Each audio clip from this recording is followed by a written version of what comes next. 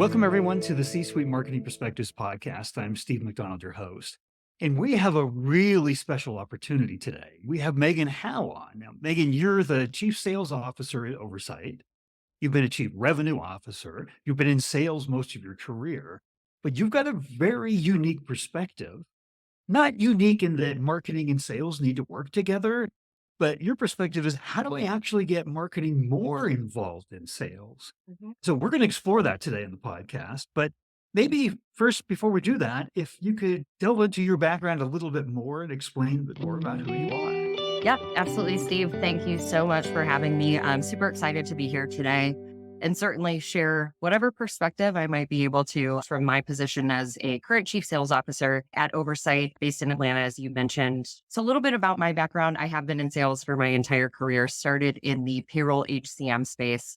So grew up in a very fast-paced, high structure environment. Best experience to start off my career and spent just under 10 years in that space in both regular outside sales and then sales leadership, and transitioned over into private equity backed mid-market type companies to have a little bit more impact on the actual sales process, results, et cetera. And that's how I found my way to Oversight, where I was for about 3 years.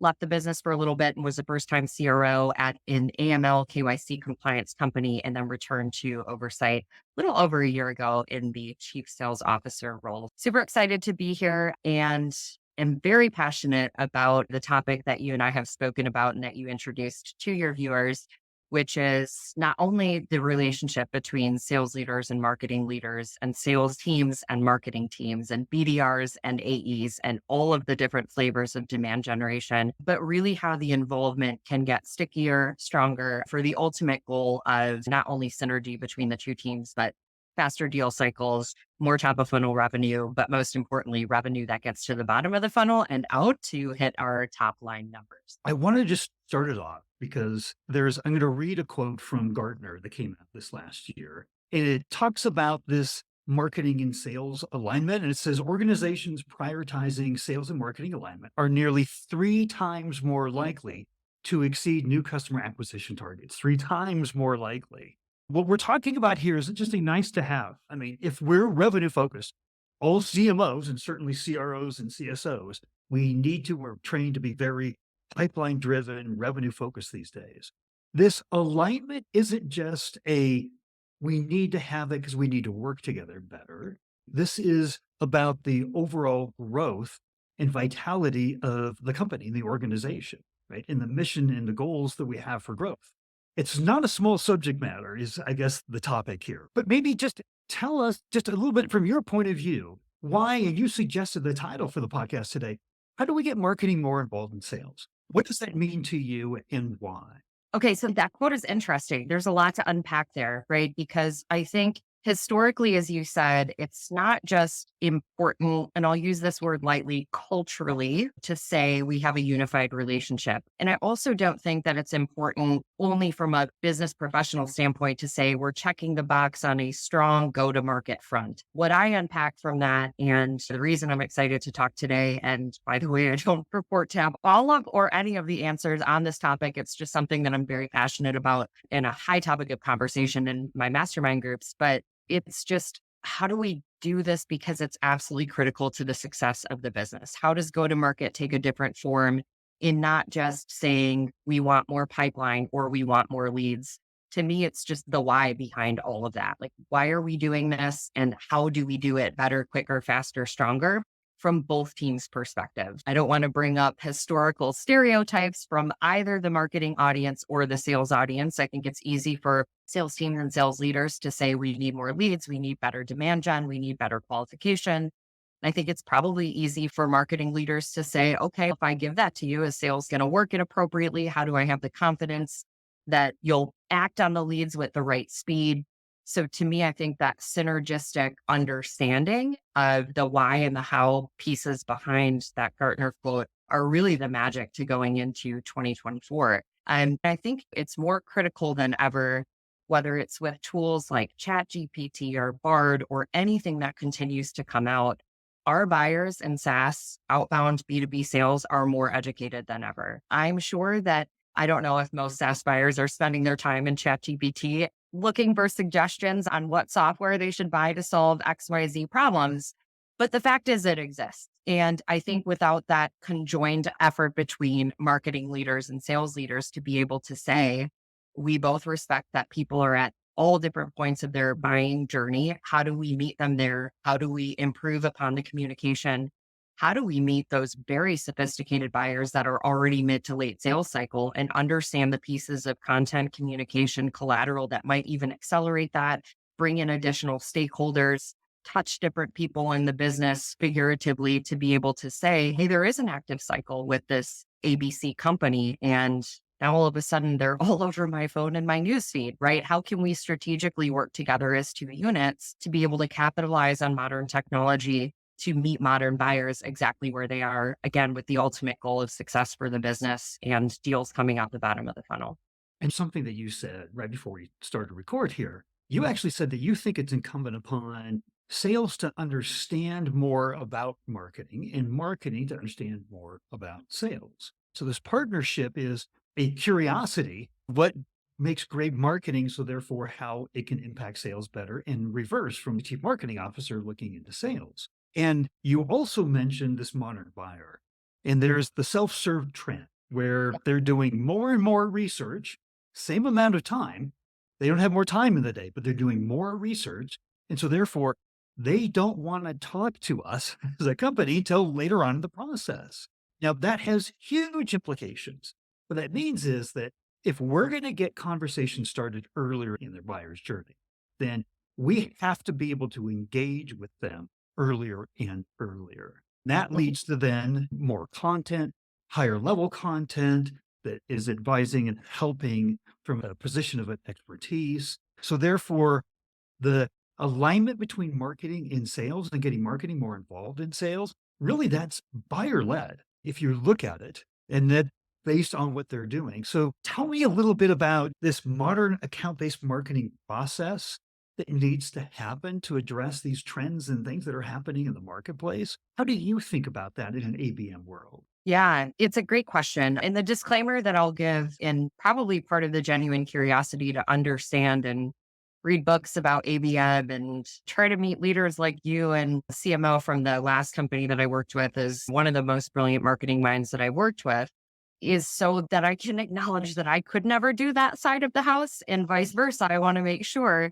that I can communicate what and why we do what we do on the sales side, like the intricacies of a sales process, to understand how different marketing techniques and strategies fit in at each stage of that process. And I'll use a very just elementary example that no successful CMO, VP of marketing leader would do. But of course, if we have somebody in a very late stage deal in sales, I think historically the fear has been, oh no, what if a piece of content goes out that just completely takes us back 22 steps and introduces these obstacles and objections and questions that I wasn't planning for. And now my deal is going to take forever to close. And I think it's incumbent on sales leaders, or at least I'll say for myself, to help understand the ABM and targeted marketing side of the house in order to communicate to sales teams and sales leaders why it's so critical and that it's not going to mess up our deals. And in fact, it could be the one piece that actually accelerates our deals to a close. And so that's why I think it's been such an asset to work and talk with other marketing leaders and my own VP of marketing too, who's wonderful, to be able to strategically brainstorm around the pieces of content and the strategic touches, the strategic outreach to make sure that deals are being accelerated. So the venues, the things that different buyers want to hear at different pieces of their journey that don't slow a deal down, but in fact could accelerate it.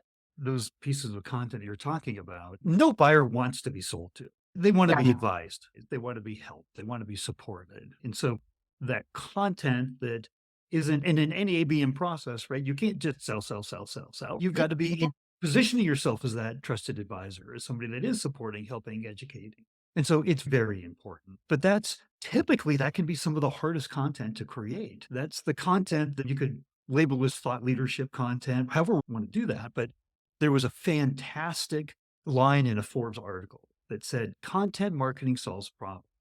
Thought leadership sparks conversation. in an ABM world, and in a world where we're trying to get earlier in the buyer's journey, We're trying to spark the conversation. so we have to have that high level content. And the content that we need to create needs to be a collaboration. It can't be content that marketing creates and just throws over the wall. We know what happens out of that because the studies show that typically in the B2B world, 60+% of content that marketing creates, sales doesn't think has any value. And of that thought leadership content, 70% of the B2B buyers are saying 70% of the thought leadership content that I read doesn't have any value. So this value that we're trying to create here in that synergy, that getting marketing more involved, it seems like quality of message, quality of content, therefore the quality of the outreach matters dramatically.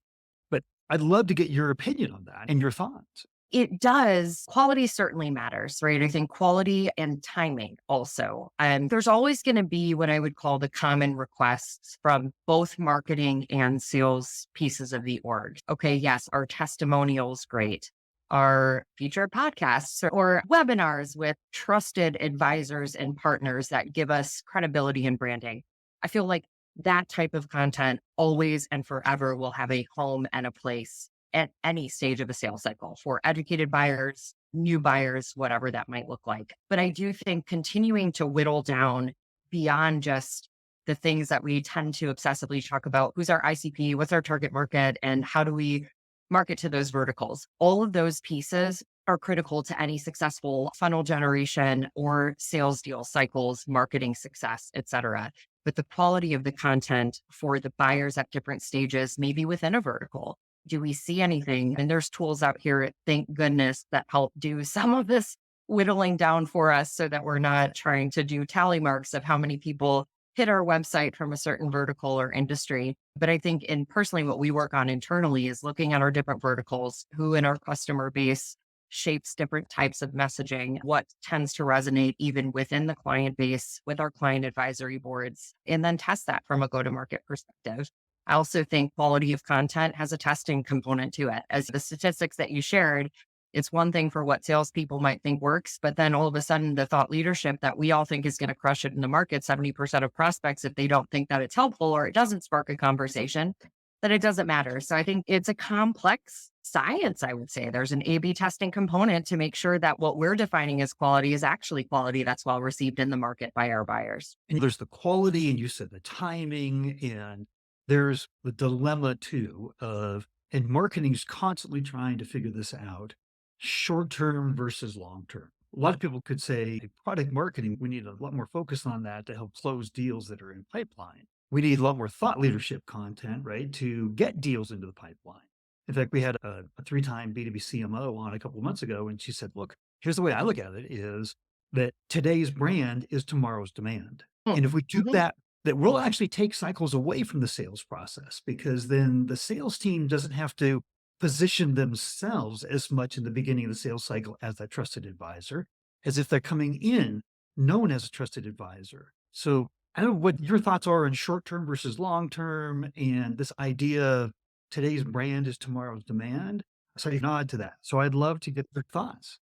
So I think that statement coupled with something that you said that I loved, sometimes content is meant to, or thought leadership is meant to spark a conversation. So coupling today's brand is tomorrow's demand with starting conversations earlier that have some embedded credibility, I think is critical to success. So I think about just from a selfish standpoint of the conversations that we have at Oversight, our buying audience. And oftentimes we do need that conversation earlier because part of what buyers deal with in any form or fashion of trying to solve a problem is starting well before a conversation is even sparked. The searching in their infancy of trying to understand, A, do we even have a problem? B, have we acknowledged it? C, is there somebody that can solve this out there?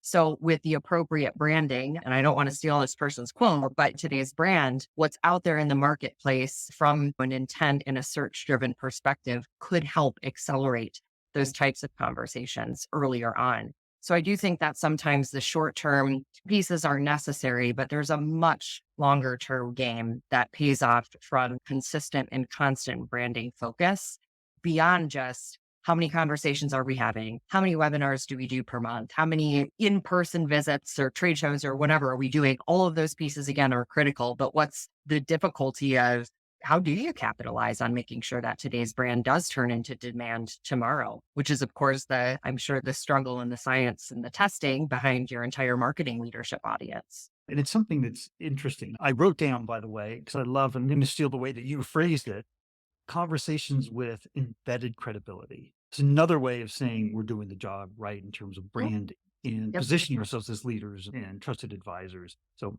I love that. And by the way, it's the CMO that said today's brand is tomorrow's demand. And I use it all the time. Her name is Jamie Geyer. She's just phenomenal.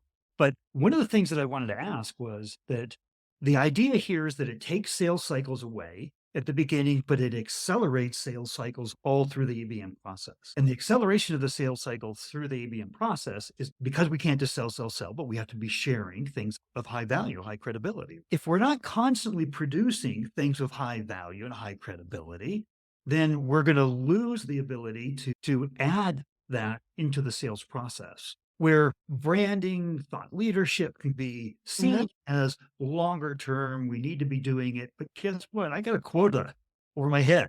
I got like very short term things that I'm trying to accomplish. Yes, it's setting up the brand that I wanted your opinion on. But at the very same time, in day to day ABM sales processes, it's making an impact. So there is very much short term impact, or you can agree or disagree on this. I've loved your opinion. There is long term and short term impact of that high level credibility embedded thought leadership, whatever you want to call it, content. Would you agree with that, or what's your thoughts and perspective? I'm not just saying this, but I would agree with that. And because there's another added layer, again, very specifically from my purview in a sales cycle, that the short-term thought leadership pieces can come very much in handy. And that added layer could be, is this a competitive sale? So without us knowing down the road who is coming into the funnel, where they're at in their journey, are they going to bid? Is it an RFP? Do we already know that there's 3 competitors in the mix?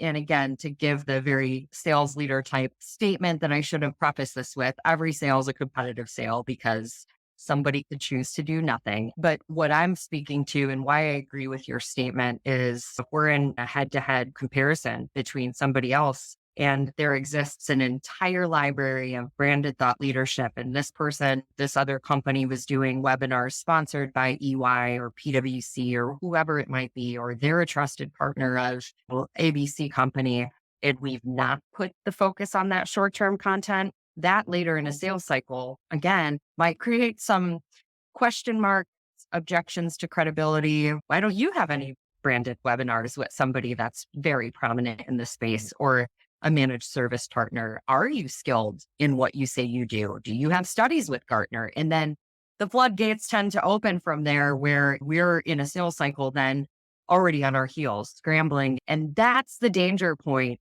where then sales leaders run to marketing and go, hurry up, drum up something for me that can help accelerate this. Do we have anything from G2 sourced or whatever? Go through the archives.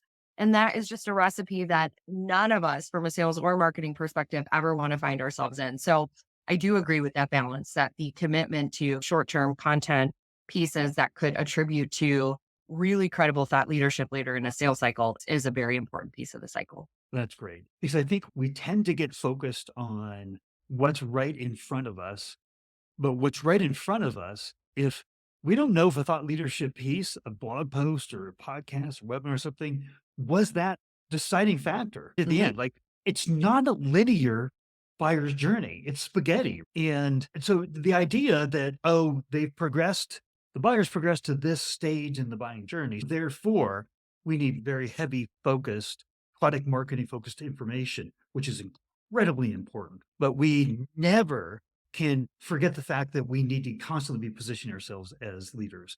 And if we do that, guess what? Experts make better products. That we're going to be the perceived value of the actual solution that we're selling. Like the rising tide lifts all boats. Experts are going to make better products. They're going to perform better than people that aren't.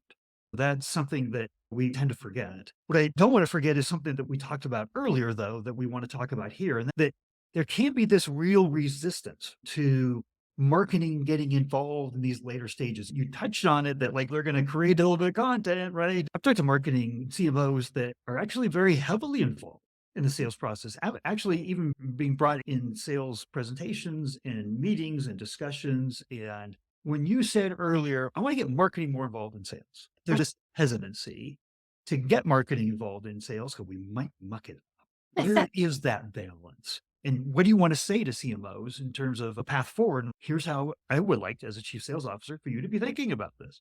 I appreciate the question. And certainly, I think it's an evolving answer. So, the one piece that I would say, and I'm sure when my counterpart in marketing listens, I will be held accountable to making sure that I do what I'm about to say. But it's good because I want to make sure that marketing leaders understand, I'll steal your term, the spaghetti nature of a sales cycle.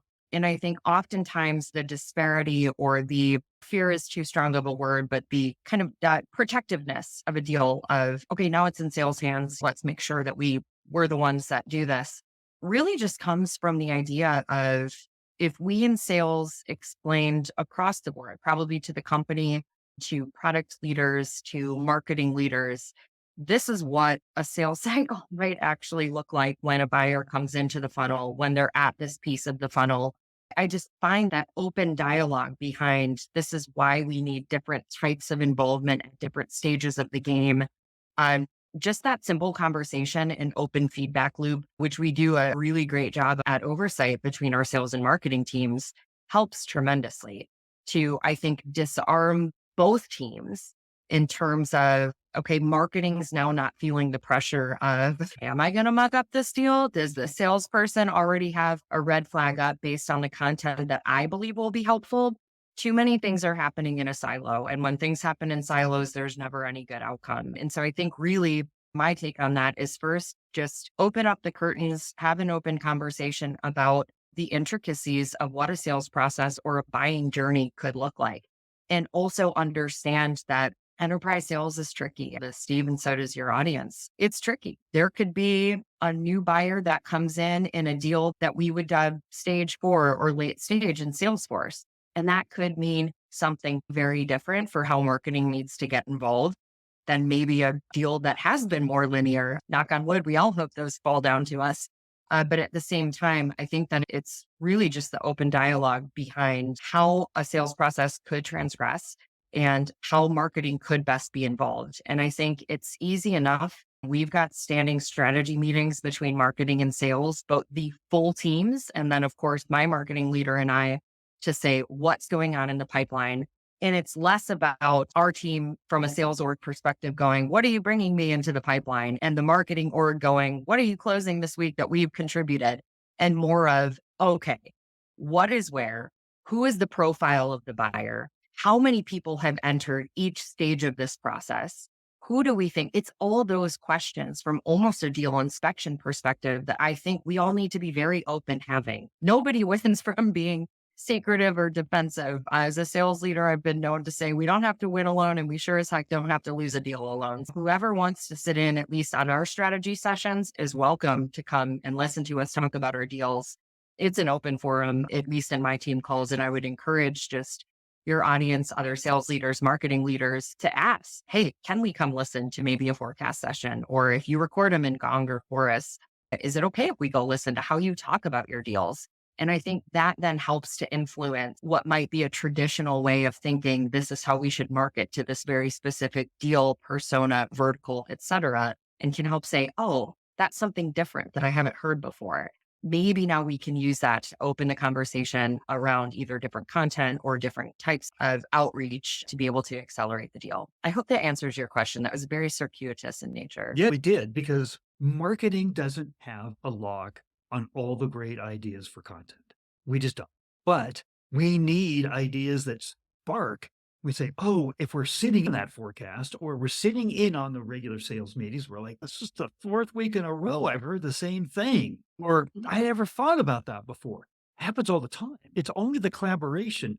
It's always the sum of 2 heads coming together better than one. So both sales and marketing coming together and collaborating and just discussing and talking about what are we having difficulties with? What worked really well? What do we want to like dig deeper into? What do we want to expand on? It would be great. Let's do 3 more pieces on this. All of that just becomes from that collaboration. So having an openness to have some of your own internal meetings, right? Open to marketing and marketing vice Yep. versa. I think that's fantastic. In fact, it leads me to one more question because what kind of content comes out of that? So you talked about marketing that had credibility. So that same woman, Jimmy Geyer, that said today's brand is leads to tomorrow's demand. She said our best performing content year in, year out is the content where the customer's voice leads out. Then it's really your ICP is listening to their peers that are in their same jobs, struggling with their same things. And I think that's one of the things that helps break down the barriers between sales and marketing. It's always good if it comes from your ICP, if it comes from your prospect, if it comes from your customer. And so just wanted to ask you about that in terms of this notion of letting the customer's voice lead our voice as the company to Yep. gain credibility, authenticity. Yes, I would totally agree with that, especially in this age of modern buying and buyers that we all, I think, inherently just want to relate to somebody who has been where we are. And all the way back to the beginning of this conversation, as you said, people don't want to be sold to. Even us as consumers, I know what I need. I know what I want. I need the quickest path to get there. There's a reason that client reference calls are a huge ask in a sales cycle. There's a reason that people want to know, okay, who else in my vertical, manufacturing, life sciences, higher education uses us? Is there anyone of note? It's because the voice of the customer is better leadership. And I hate to say this, than what we think is thought leadership. Most prospects or prospective buyers are going to have some sort of a, okay, but is this marketing material? And that's fine. I think voice of the customer is critical.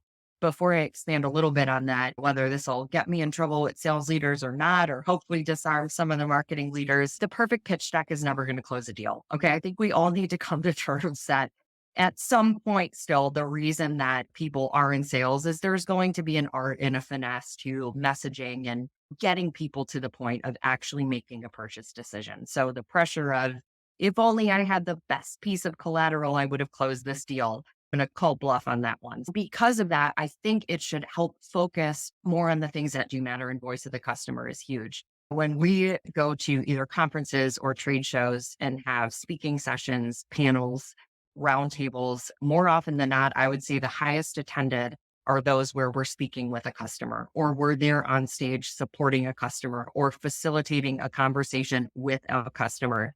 And the whole reason is because they come and they look at me and say, okay, thanks. We don't want to hear what this sales gal has to say. We'd like to hear what the person who's actually using the system has seen results, has gotten their hands dirty, and understands where I'm at in my process in my day to day. They want to hear from that person. So I think whether it's the virtual pieces that are produced or the physical, now that people are going back and attending conferences and trade shows, it's that combination. Voice of customer is huge. So I would totally agree with your former guest on that. Yeah, and it's the kind of thing where we're incumbent, sales and marketing, to say it makes sense. When we say something is the company and it's Mhm. important, but if we can get validation from our customers, from the peer community, the ICP, it goes from here to here. We should be thinking about what is our unique point of view and what are the belief statements and the selling statements that we stand on that we use all the time. How do we get those validated on a regular basis? Because that's going to be the best sales strategy Mhm. is Mhm. where what we think is important in order to close, if we're leading with that voice of the customer, it's validating what we're saying because we are the seller ultimately.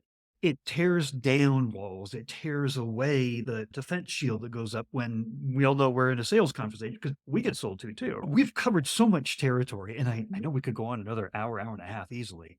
But if there was one thing that was a takeaway, you wanted CMOs or CROs or CSOs that are listening, the one takeaway that you'd want them to remember from our conversation today, what would that be? I think it's as simplistic as it will sound. It's both sides having a genuine curiosity for how the other operates and an appreciation for the intricacies behind the science of each role.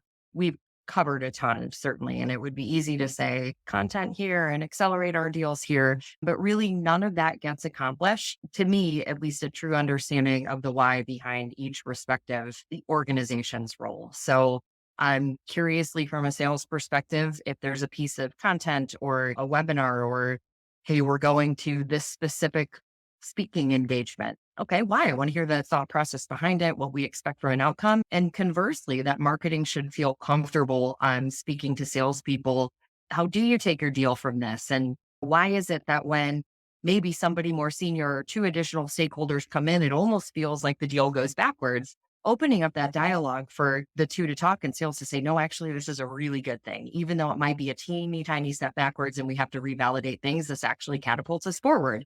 And oh, by the way, this is where you can help me here. So I think it's really just taking the idea of sales and marketing teams working well together, which I'm sure anyone or everyone who has listened to your podcast or any 101 from a relationship perspective. But at the same time, it truly is, let's take that conversation a step forward to the why and the strategy behind how both groups operate independently, but also as one cohesive unit. Yeah, but it's very different though. I don't think it is a basic. I think we are inherently curious about what we can get from the other, but Yeah. we're not inherently curious about how that happens and Mhm. how we help that happen. I think that goes well beyond a basic 101. Yeah. If people had additional questions for you, Mhm. Megan, Mhm. would it be appropriate to share a link to your LinkedIn profile so they could reach out? Absolutely. Please. Yeah, happy to do it. My profile is public. I would welcome further conversation or answering questions and connection to also my marketing team on what we're doing that's been working really well. So yeah, please feel free to share. That's okay. No problem.